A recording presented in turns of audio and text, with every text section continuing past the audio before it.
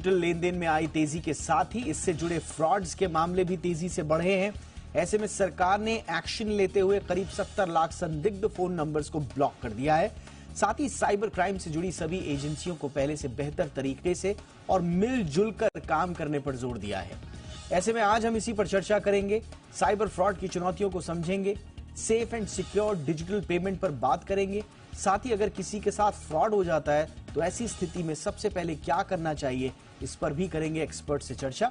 लेकिन सबसे पहले ये रिपोर्ट देखिए।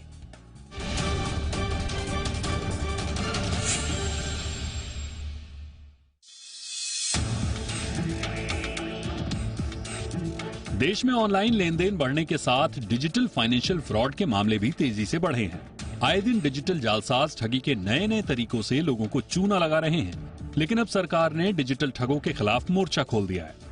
सबसे पहले तो सरकार ने एक्शन लेते हुए साइबर ठगों के सबसे बड़े हथियार उनके मोबाइल नंबर को निशाना बनाया।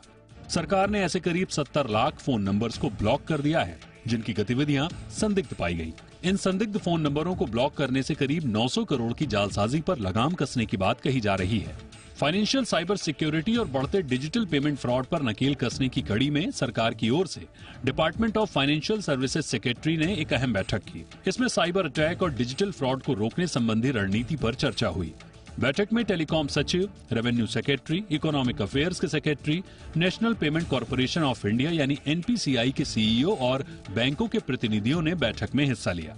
बैठक का मकसद यही था कि कैसे कारगर तरीके से डिजिटल जालसाजों से निपटा जाए। सरकार ने न केवल बैंकिंग सिस्टम को सेफ और सिक्योर बनाने के साथ केवाईसी मानकों की समीक्षा करने पर जोर दिया, बल्कि वित्तीय फ्रॉड को रोकने के लिए साइबर क्राइम से जुड़ी सभी एजेंसियों को बेहतर तालमेल के साथ मिलजुल कर काम करने की बात कही।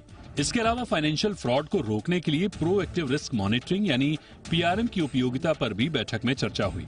दरअसल इस महीने की शुरुआत में कोलकाता की यूको बैंक के साथ 820 करोड़ रुपए की धोखाधड़ी हुई। हालांकि बैंक ने 679 करोड़ रुपए की समय रहते रिकवरी कर ली। इतनी बड़ी जालसाजी के मामले ने बैंकिंग के सिक्योरिटी सिस्टम को हिलाकर रख दिया। सरकार का कहना है कि ऐसे फ्रॉड को रोकने के लिए लोगों को जागरूक करने की जरूरत है। वहीं डिजिटल लैंडिंग ऐप को लेकर भी सरकार एक्शन मोड में है। सरकार ने साफ किया है कि केवल उन्हीं डिजिटल ऐप्स को प्ले स्टोर में जगह मिले जो सरकार की सभी शर्तें पूरी करते हों। फिलहाल तो ट्रांजैक्शन के लिहाज से यूपीआई के इस्तेमाल में बेहद तेजी आई है। अकेले अक्टूबर में कुल 1414 करोड़ ट्रांजैक्शन हुए और इसके जरिए 17 लाख करोड़ रुपए से अधिक की रकम ट्रांसफर की गई।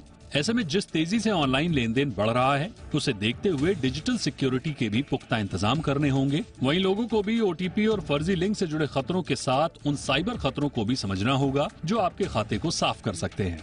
यानी जितना अवेयर रहेंगे डिजिटल फ्रॉड से, उतना ही सुरक्षित रहेंगे। ब्यूरो रिपोर्ट, जी मीडिया।